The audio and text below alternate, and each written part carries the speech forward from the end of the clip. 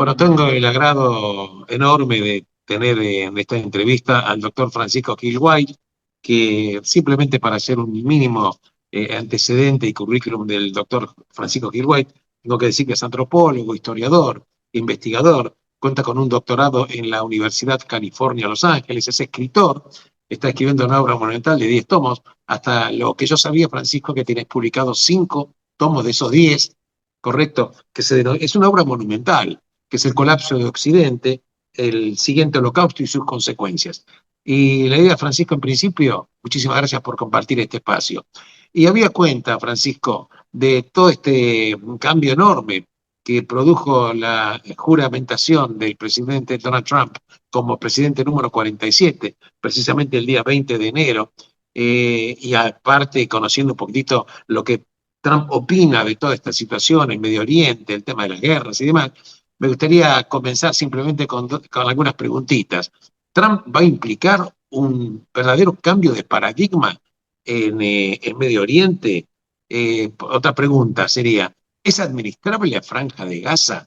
¿Deberían comprometerse los países árabes en la administración de la Franja de Gaza o un Estado palestino?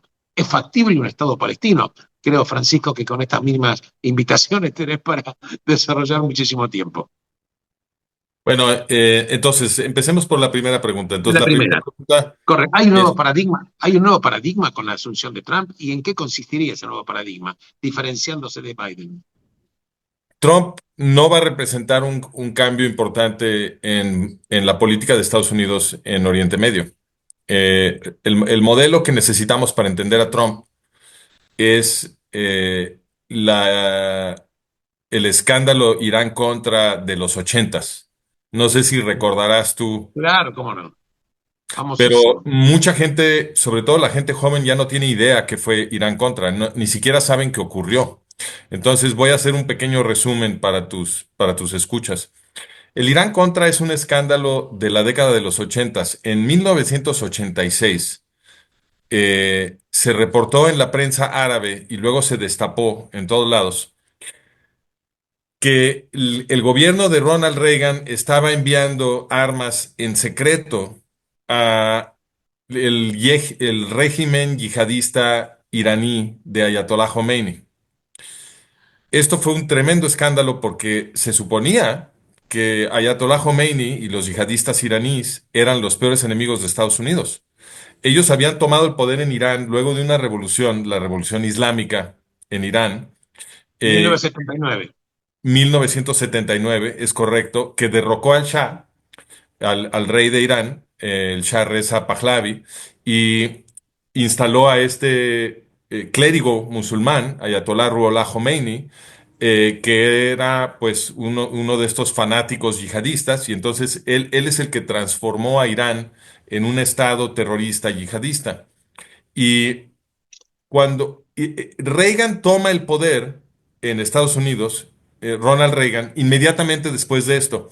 Entonces, la campaña presidencial entre Jimmy Carter y Ronald Reagan fue un ring en el que ambos combatientes, Carter y Reagan, estaban todo el tiempo disputándose cuál era la política exterior correcta hacia Irán porque la toma de poder de Ayatollah Khomeini, es decir, la revolución islámica, como tú bien dices, sucede en 1979 en medio de la campaña presidencial entre Carter y Reagan.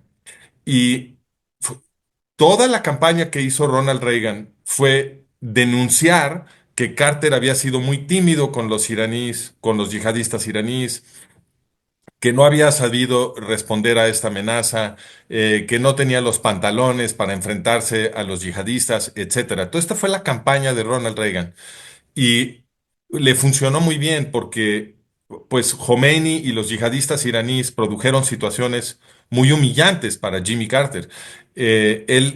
Hubo una toma de todo el personal de la embajada los yihadistas de Khomeini secuestraron a toda la embajada estadounidense. Pues esto obviamente fue una gran humillación para Jimmy Carter. Además, Jimmy Carter lanzó una operación ya sabes, como de James Bond, Claro, sí. para tratar de rescatar a los rehenes, que fue un fracaso total, y entonces esa fue una segunda humillación. Y entonces la campaña que hizo Ronald Reagan en contra de Jimmy Carter por supuestamente ser inepto y demasiado tímido y no tener experiencia para geopolítica, etcétera, le funcionó, todo esto le funcionó muy bien a Reagan.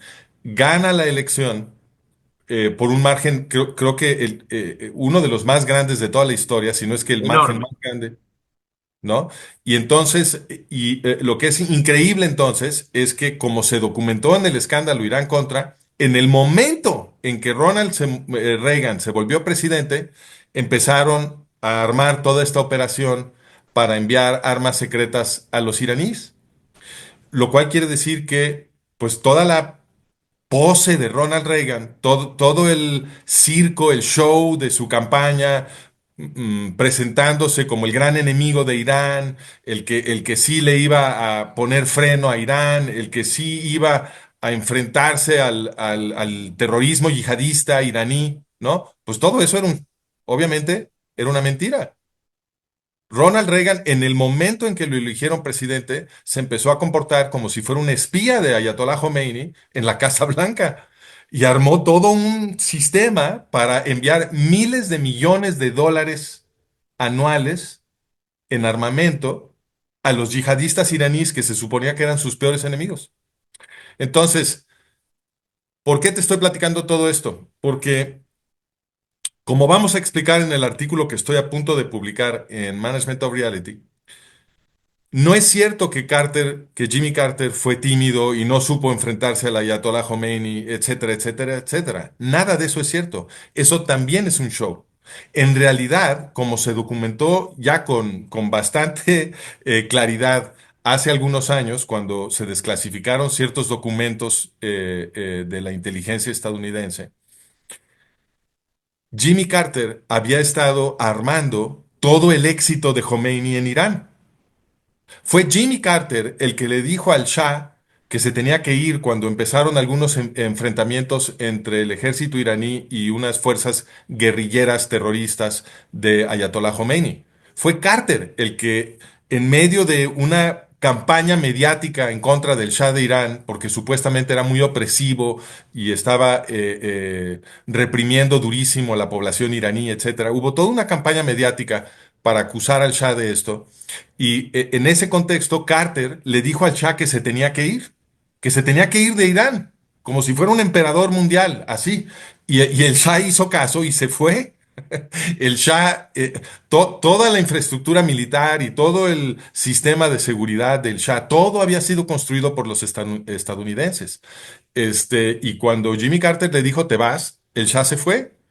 Y entonces hubo 2 semanas entre que se fue el Shah y llega Khomeini a Teherán a tomar el poder, ¿ok? Esos son 2 semanas. Durante esas 2 semanas, los militares, por supuesto, los militares iraníes, por supuesto que hubieran podido tomar el poder, pero como se documentó, y esto es lo que se documentó hace algunos años, eh, Carter se encargó de mantener quietos a los militares iraníes y a los servicios secretos iraníes los hizo esperarse a que llegara Khomeini y luego eliminar la resistencia contra Khomeini para que Khomeini pudiera volverse el líder supremo de Irán. Todo eso lo hizo Jimmy Carter. Entonces, no es cierto que Jimmy Carter era muy tímido y no supo cómo enfrentarse a los yihadistas de Ayatollah Khomeini. La realidad es que el ascenso al poder de Ayatollah Khomeini fue parte de una operación de inteligencia montada por la administración de Jimmy Carter. La ¿Qué idea nos dice sería, esto? Espérame, nada más para terminar. ¿Qué nos dice esto? Esto lo que nos dice es que tanto Carter como Reagan eran parte de la misma conspiración pro-yihadista, porque lo que hizo Reagan en su campaña fue presentarse como un supuesto campeón antiyihadista, ¿no? El anti-Carter, que era lo que la gente estaba buscando, porque los correcto. estadounidenses estaban muy ofendidos de todo lo que había sucedido y de todas estas humillaciones para Estados Unidos que le habían impuesto los yihadistas a Jimmy Carter. Entonces la gente estaba muy ofendida, estaban buscando a un candidato completamente distinto, uno que fuera un campeón antiyihadista. Entonces lo que recibieron en el escenario fue a Ronald Reagan, republicano, ¿no? Claro. Contra Jimmy Carter, el demócrata. Y Ronald Reagan fue representado como ese campeón antiyihadista que todo el mundo estaba buscando. Y en el momento en que lo eligen, ¿qué hace Ronald Reagan? El Irán contra. Le empieza a enviar miles de millones de dólares en secreto a los yihadistas iraníes. O sea que Carter y Reagan eran lo mismo. Simplemente se fueron representados en el escenario como dos cosas totalmente opuestas para que la gente no entendiera lo que estaba pasando y cuando votaran por uno o por el otro, los mismos superjefes se iban a quedar en el poder, porque todo esto es un show montado. Entonces, si entendemos lo que sucedió en Irán contra, tenemos el modelo para lo que nos acaba de suceder ahorita. Entonces Porque vos querés Biden, traspolar. Claro, entonces digamos, vos decís que ese mismo modelo traspolado a estos días de actualidad, en exacto, realidad no va a haber una gran diferencia, en tu opinión, en un no, paradigma nuevo, sino continuar el mismo paradigma de poder, quizás lavando un poco la cara. lo acabamos de ver, porque ¿qué es lo que acaba de suceder? Trump acaba de presionar al gobierno de Israel para firmar un Correcto. acuerdo con Hamas. Eso lo logró Trump, ¿ok? Esa fue una presión de Trump. Entonces, dado que este acuerdo es resultado de la presión de Trump sobre Netanyahu, sobre el gobierno israelí, el contenido del acuerdo nos permite ver lo que acaba de suceder. Porque el acuerdo que consiguió Trump, sin haber tomado todavía posesión, es el mismo acuerdo que le estaba exigiendo Joe Biden a Netanyahu. Son idénticos. Todo lo que estaba exigiendo Joe Biden de Netanyahu es precisamente lo que logró Donald Trump con ese acuerdo. ¿Y por qué Entonces, accedió Netanyahu ahora? no, no, pero momento, es que lo que es muy importante ahorita, ahorita te contesto esa pregunta, pero lo que es muy importante ver es que esta es una repetición de la misma estructura que tuvimos en Irán contra. Se suponía que Ronald Reagan era todo lo contrario de Jimmy Carter. Pero ¿qué hizo Jimmy Carter? Jimmy Carter puso a Ayatollah Khomeini en el poder en Irán.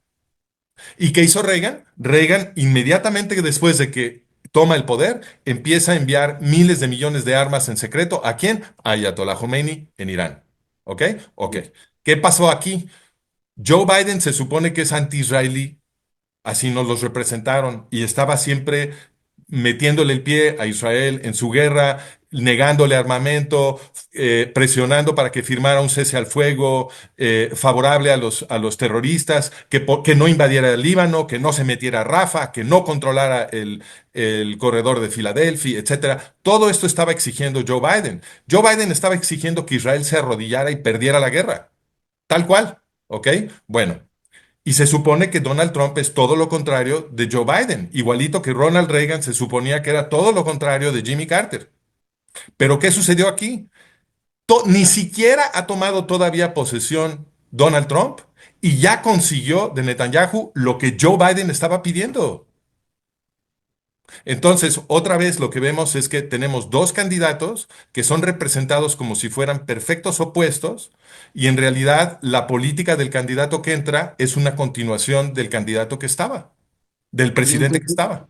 correcto, en tu opinión, Francisco, que correctamente vos estás haciendo un paralelismo que es fundamental, porque la historia es fundamental para que uno vea cómo son los mecanismos repetitivos, que en definitiva el gran poder, que no es el que se muestra, finalmente sigue manejando los grandes intereses norteamericanos. Pero la pregunta sería, ¿habrá obtenido Netanyahu, independientemente de este acuerdo que aceptó todas las condiciones de Trump? Pregunto, ¿habrá obtenido alguna ventaja adicional? Por ejemplo, que se hubiera comprometido Trump a presionar a Arabia Saudita en cuanto a los acuerdos de Abraham, en cuanto a otro tipo de situaciones, o simplemente fue directamente a calzón quitado, sin ningún tipo de contraprestación para el gobierno de Israel.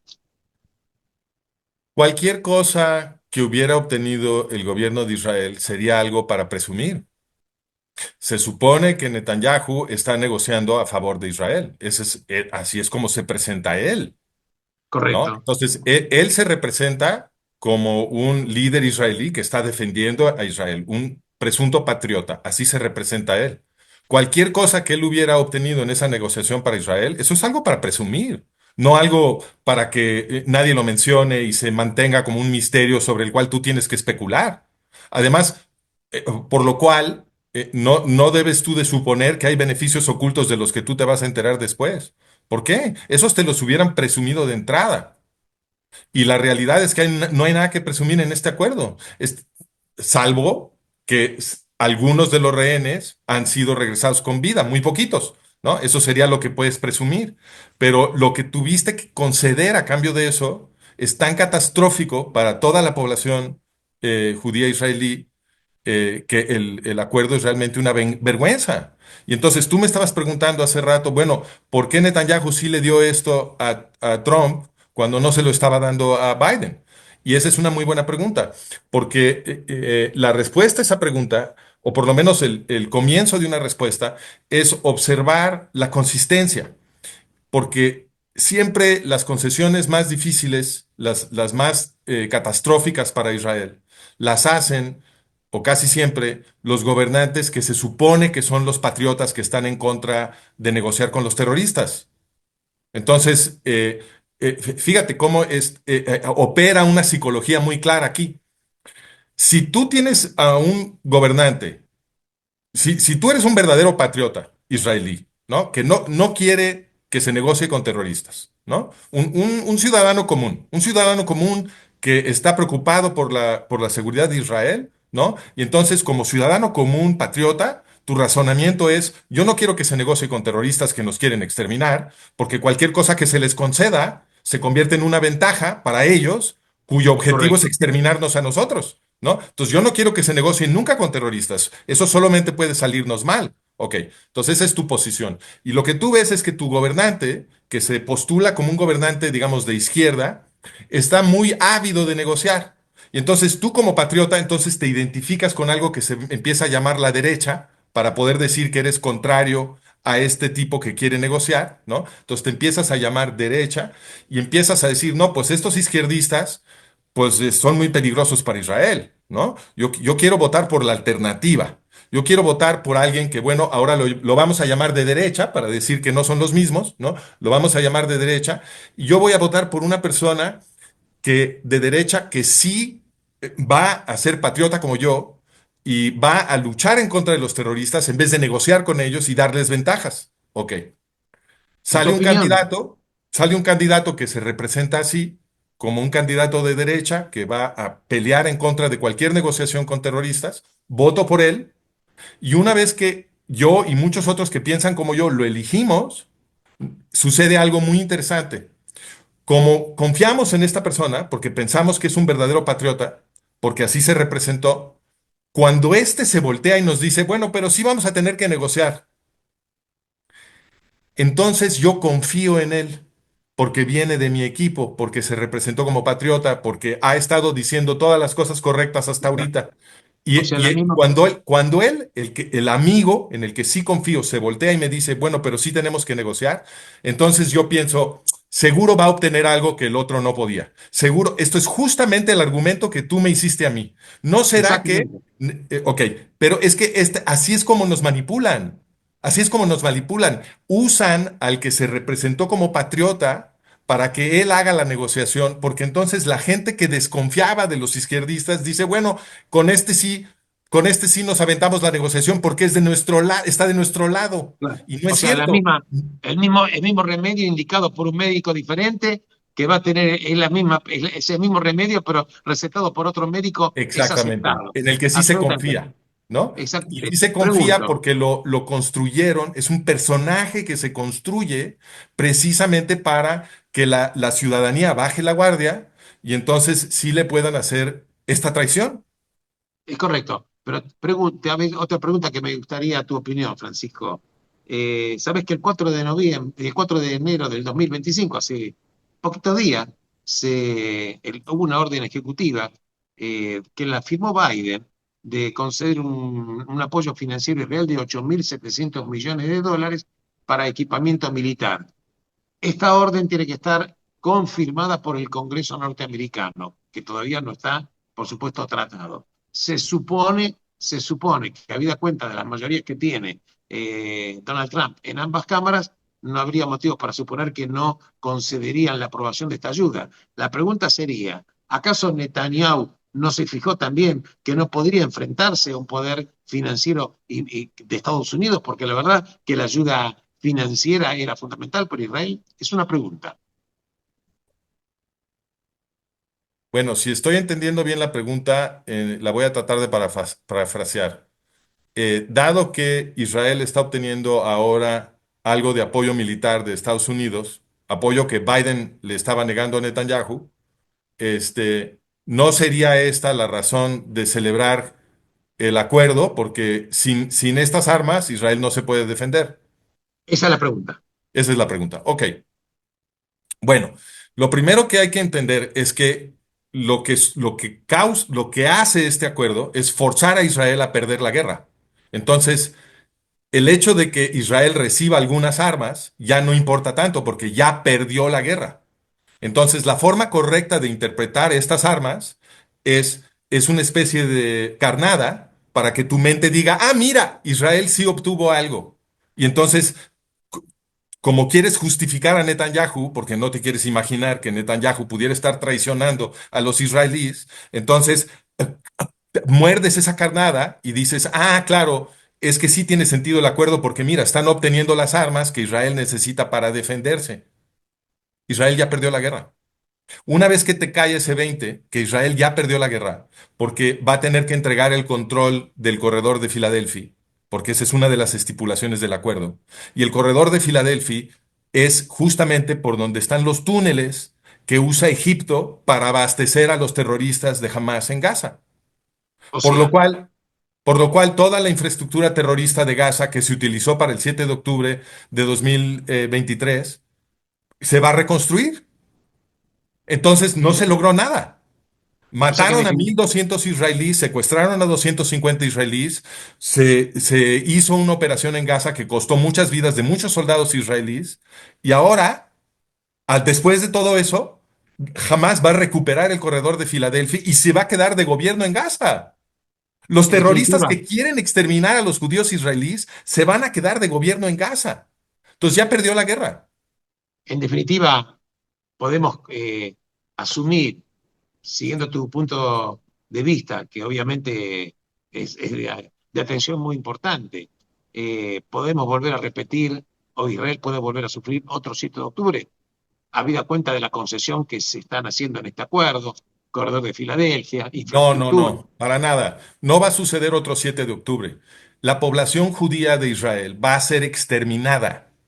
No estamos hablando de un 7 de octubre. Esta gente se propone destruir el Estado judío en un genocidio. No quieren dejar un solo judío vivo en Oriente Medio.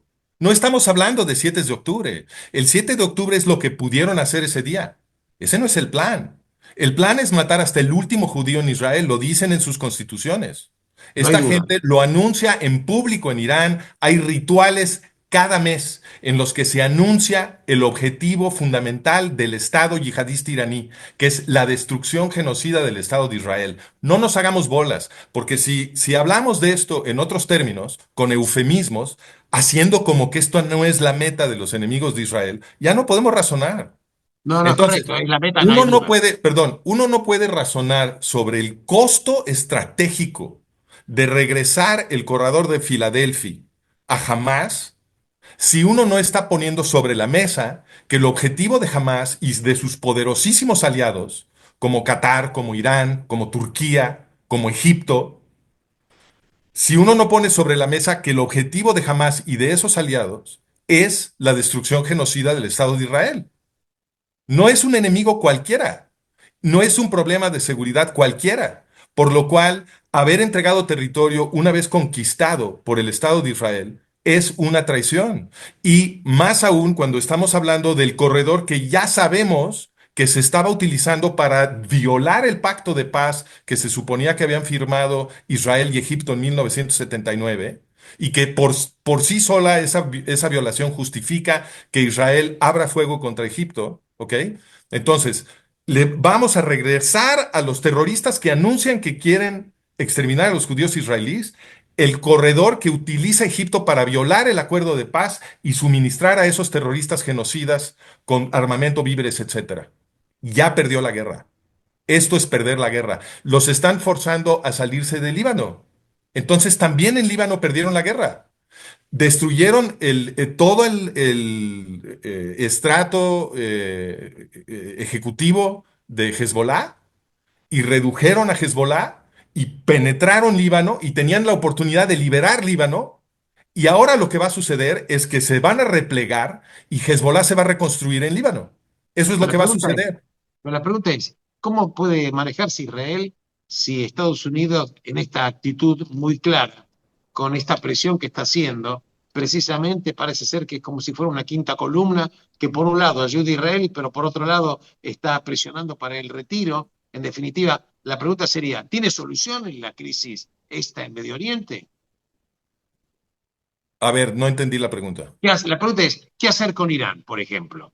Bueno, ¿Israel se podría obviamente mandar solo en un Lo, enfrentamiento lo que militar se con Irán? tiene, lo que se tiene que hacer, espero que esto no sea un argumento difícil. Lo que se tiene que hacer con los terroristas yihadistas que quieren exterminar a un pueblo entero y que oprimen a su propia gente y convierten a sus propios países en unos infiernos totalitarios para poder reclutar toda la energía del trabajo de esa gente para el objetivo genocida, lo que se tiene que hacer con ellos es derrotarlos por completo. ¿Qué otra cosa se hace con terroristas genocidas que quieren exterminar pueblos enteros y que oprimen a toda su gente? Lo único que se hace con ellos es derrotarlos por completo, para que pueda haber una civilización en este planeta donde la gente se puede amar a sí mismo y respetarse y tolerarse y hacer valer todos los derechos que todos naturalmente tenemos. Entonces, ¿qué se hace con Irán? Tiene que ser derrotado por completo. Y lo que debió haber hecho Estados Unidos, si fuera un verdadero amigo, si la clase gobernante de Estados Unidos realmente estuviera aliada con los israelíes, lo que hubieran hecho en esta guerra hubiera sido aprovechar la ventaja israelí sobre todos estos terroristas yihadistas para que terminara la guerra Israel ganándola. Y entonces hubiera terminado de liberar Gaza, que hubiera sido un gran beneficio para los árabes palestinos de Gaza, hubiera terminado de liberar Líbano, que hubiera sido un gran beneficio para todos los libaneses, Siria, un enorme beneficio para todos los sirios, y luego Irán y por supuesto Irak, porque Irak está esclavizado por Irán. Entonces, ¿qué se hace con estos terroristas? ¿Qué se hace en Oriente Medio? Ganar. Lo que tenemos que hacer es ganar. Si la gente buena no gana, el planeta entero va a ser destruido. Y la pregunta sería, ¿por qué Estados Unidos entonces tiene esta actitud de precisamente no derrotar al enemigo de Israel? ¿Por qué esta actitud? Bueno, yo creo que, otra vez, espero que esto no sea tan difícil de entender.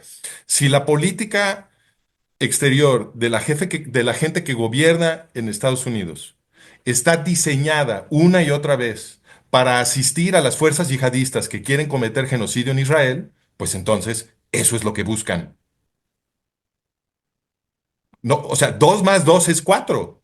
Si la política de la gente que gobierna Estados Unidos está diseñada para mejorar la posición estratégica militar de los yihadistas que quieren exterminar al pueblo judío, pues obviamente eso es lo que buscan. No, o sea, tendríamos que hacer maromas ilógicas, irracionales, para justificar cualquier otra teoría. No, porque no son idiotas.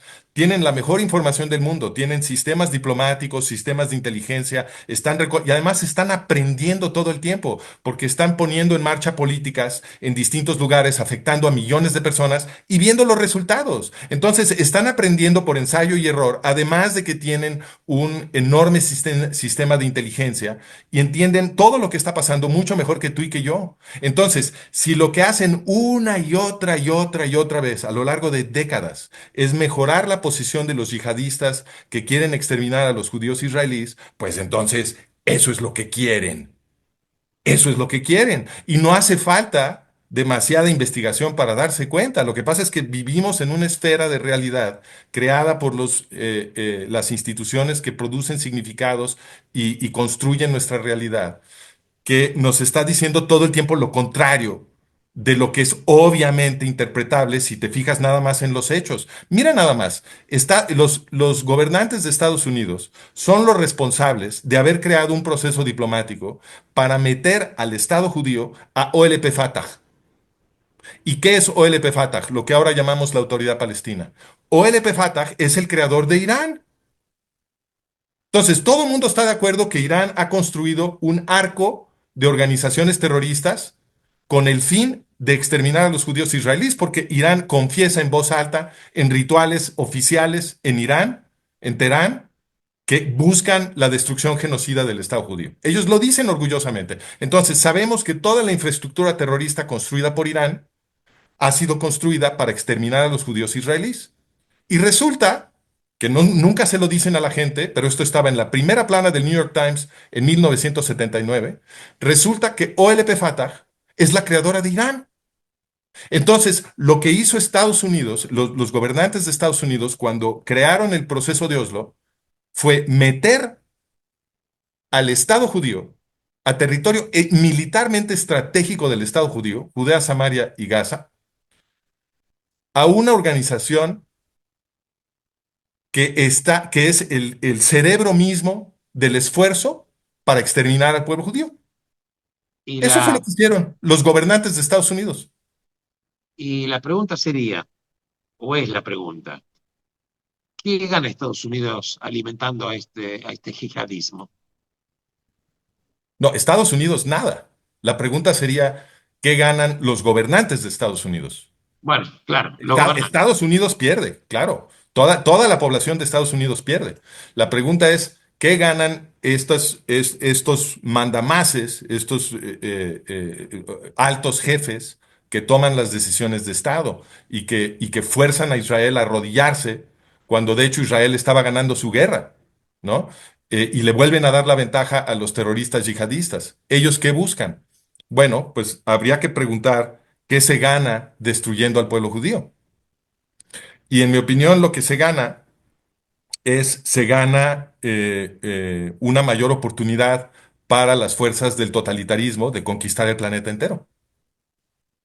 Porque el pueblo judío es el origen de todas las ideas que tenemos en Occidente que nos han permitido construir eh, sistemas de pensamiento y movimientos sociales para luchar por nuestras propias libertades y nuestros propios derechos, que en los últimos siglos produjeron un milagro político, que es la democracia moderna occidental, que es una cosa única en la historia. Y eso es lo que Entonces, quiere ser destruido. perdón, Y eso es lo que busca ser destruido. eso es lo que, obviamente, el totalitarismo, eso es lo que destruye. Entonces, si tú destruyes al pueblo judío, que es el origen del sistema de ideas. Porque ¿qué es el pueblo judío? El pueblo judío en su interpretación religiosa, porque la cultura de los judíos es un libro religioso, es la Biblia hebrea, es Tanaj, ¿no? De ahí viene la cultura de los judíos, de ese libro. Entonces, ¿cuál es el contenido del libro? Ah, bueno, pues ese es un libro con un cuerpo de ley que está diseñado de acuerdo a los principios de libertad y derechos humanos que produjo una revuelta de esclavos. ¿Ok? En el segundo libro de esa literatura judía, el Éxodo, ese libro tan famoso, lo que narra es que los israelitas eran esclavos del rey de Egipto. Y entonces hubo una revuelta de esclavos. Estos esclavos escaparon al faraón liderados por Moisés, que estaba resistiendo recibiendo la asistencia de la deidad, ¿no? Entonces, se organiza una revuelta de esclavos, se escapan al desierto y reciben una nueva ley en el desierto, que es una ley utópica para organizarse en una sociedad más horizontal, en donde ya nadie es oprimido y donde la gente más vulnerable, las viudas, los huérfanos, los pobres, etcétera, son protegidos con especial cuidado. Y donde el poder es dividido también con mucho cuidado para que no se pueda concentrar, para que no se pueda volver a oprimir a la gente. Bueno, esta cultura judía, desde la antigüedad ha sido atacada con mucha violencia por las clases gobernantes totalitarias. Los genocidios antijudíos son muy viejos y las razones de tratar de exterminar al pueblo judío en el mundo antiguo era muy obvia, porque estas clases gobernantes del mundo antiguo en Occidente, los griegos, los romanos, que cometieron genocidio contra el pueblo judío de la antigüedad, ellos estaban produciendo multitudes de esclavos. Sus sistemas estaban basados en la guerra externa y en la esclavitud. Entonces, todo el tiempo estaban sometiendo a muchedumbres gigantescas a la esclavitud y que estuviera ahí el pueblo judío predicando la libertad de todos, con un cuerpo de ley diseñado para proteger nuestros derechos, anclado en la memoria de una revuelta de esclavos, pues obviamente representaba un problema político tremendo para estas clases gobernantes que querían esclavizar a todo mundo. Entonces, desde el mundo antiguo se han estado organizando exterminios de judíos para tratar de acabar con este mensaje que es tan peligroso, tan subversivo para las clases gobernantes totalitarias. Y en el mundo moderno es lo mismo. Los nazis, que eran totalitarios, querían exterminar al pueblo judío. Y los yihadistas de hoy, que están haciendo tantos estragos en todo el planeta y que nos quieren esclavizar a todos, igualmente quieren exterminar al pueblo judío. ¿Por qué? Porque todos estos movimientos influencias totalitarias entienden desde siempre que todo el proceso político, histórico político que produjo la democracia moderna viene de la revolución que hizo el pensamiento judío en Occidente, viene de la ¿Sabes qué? tradición judeocristiana que le enseñó a los occidentales que todos somos hijos de Dios y por lo tanto todos somos iguales ante la ley. Y eso requiere que el sistema legal y político nos respete igualmente a todos. Vos sabés que aparte de escucharte muy atentamente, me vino a la mente respecto del pueblo judío, que históricamente el pueblo judío fue la voz discordante en la historia de la humanidad, y al diferente y al discordante se lo trata de eliminar. Y para tratar de cerrar estos pensamientos que son, yo diría, fundamentales, de acuerdo a tu opinión, porque la gente que va a ver este video y no sé, que va a verlo se va a sentir sacudido. Quiero comentar simplemente que, de acuerdo a cómo estaba estructurado el pueblo judío tenía la división de poderes. El rey, de alguna manera, representaba el poder ejecutivo. Teníamos los jueces, que eran los Dayanim, que eran el poder judicial, y el Sanedrín era el poder legislativo. Y en realidad, a través del tiempo, evidentemente, que este tipo de mensajes de la libertad de opinar, de respetar al diferente, es un mensaje que el pueblo judío, al tratar de llevarlo a la humanidad, sufrió también el costo, que es lo que vos estás precisamente apuntando. Sí, bueno, me gustaría además matizar un poquito lo que dijiste, porque de hecho la división de poderes en la legislación judía fo- for- prohibía que se pudieran concentrar los poderes en una sola persona. Entonces, Absolutamente. que es una idea que nosotros atribuimos a Montesquieu, pero que de hecho ya está en la legislación judía original de la Torá y que, por supuesto, fue, digamos, sofisticada luego en el Talmud.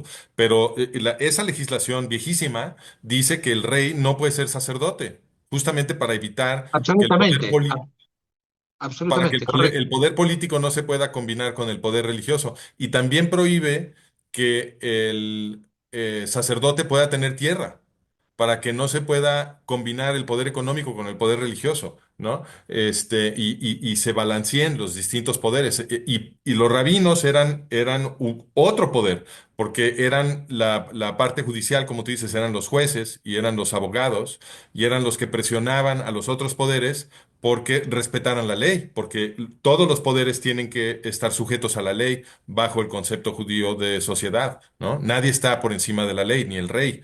Entonces, sin duda que un pueblo que está organizado de esta manera y que tiene un sistema de leyes con esta naturaleza anclado en la memoria de una revuelta de esclavos, pues ese es un pueblo que representa un problema estratégico para las élites gobernantes que son de ideología totalitaria, represiva, racista, esclavista, que quieren hacer de todos nosotros un esclavo, ¿no? Absolutamente. Tratando de cerrar un poco los conceptos tuyos, claro, es tan potente lo que vos planteás que obviamente hay que digerirlo, pero es fundamental. En definitiva, OLP, Fatah, como dijiste vos, el socio de Irán, esa mentalidad destructora del pueblo judío, y en definitiva, no hay solución sino a través de la destrucción del enemigo. Y quiero Absolutamente. hacer, Si me das permiso, quiero hacer un pequeño Sí, comercial, porque tú tienes razón que lo que yo estoy diciendo, a pesar de que la estructura de la evidencia apoya muy bien lo que yo estoy diciendo, sin duda, como estamos en esta esfera de realidad que nos han creado cuando primero se escucha y se empiezan a conectar estos puntos, bueno, causa un shock. Y yo estoy consciente de eso. Y nada más quiero entonces anunciar, para los que estén más interesados en profundizar esto, que tenemos un curso entero en donde recorremos 4.300 años de historia occidental de forma obviamente resumida y abstraída, pero presentamos las grandes tendencias de la historia política occidental de los últimos 4.300 años para que se pueda ver que todo ese tiempo ha habido una lucha entre el semitismo y el antisemitismo en Asia Occidental. Y las fuerzas del semitismo son precisamente las fuerzas que produjeron al pueblo judío, pero es más grande que el pueblo judío. Esto viene del sur de Mesopotamia, de la cuna de la civilización. Y el pueblo judío participa de estas ideas semitistas y es una consecuencia de ese ramal ideológico del semitismo. Y del otro lado ha habido antisemitismo. Los semitistas son los que están produciendo ideas de derechos humanos y de limitar el gobierno y de participación política, etcétera, etcétera, ¿no? De extenderle derechos a todo el mundo. Esos son los semitistas. Y los antisemitas, que en el mundo moderno están representados por los yihadistas y por los nazis, en el mundo antiguo están representados por los grecorromanos y todavía más atrás por los asirios y más para atrás por otros pueblos que lucharon en contra de esta revolución ética que produjeron los pueblos semitas del sur de Mesopotamia. Entonces, ese marco que lo traemos hasta el mero presente para que la gente pueda ver cómo esta lucha que ha definido la estructura de nuestra historia política continúa el día de hoy y tiene estos hilos que nos conectan hasta el más rancio pasado, ¿no? Este curso nos ayuda entonces a digerir bien lo que es este shock inicial y empezar a colocar las cosas que aprendimos en la escuela y ver los sesgos de esa educación y salirnos un poco, o ya totalmente, más bien, del marco interpretativo que nos dieron y que nos ha ocultado esta lucha para que no sepamos bien de qué lado tenemos que pelear, ¿no?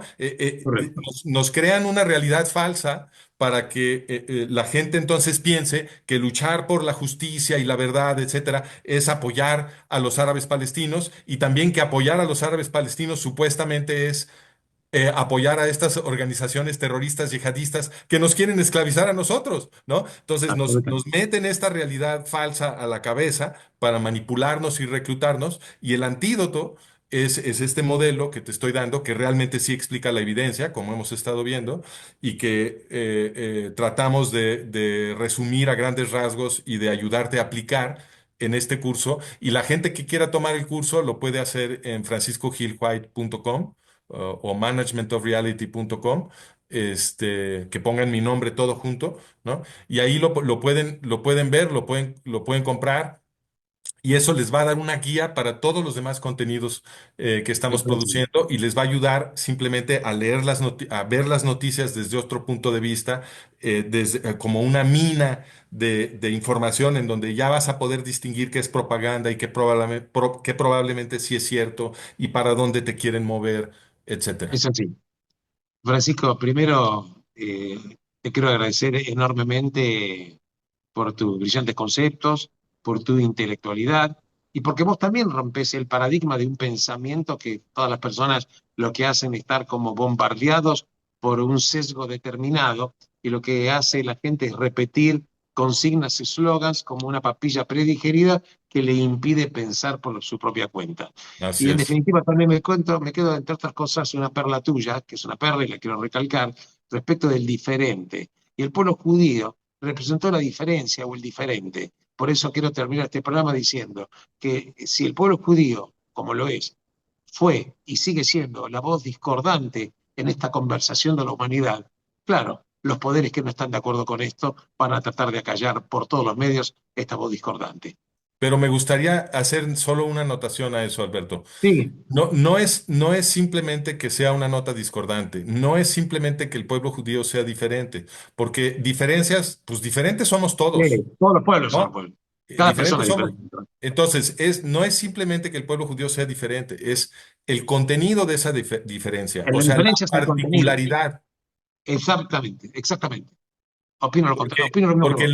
lo que es particular, lo que es especial, lo que es único en esa diferencia del pueblo judío, es que el pueblo judío tiene una religión que en sí misma es una revolución política y que es una revolución política diseñada para luchar por todos, por los derechos de todos. Y por eso es un peligro para los esclavistas, para los totalitarios. Entonces, no es simplemente que el pueblo judío es distinto, Claro, eh, claro.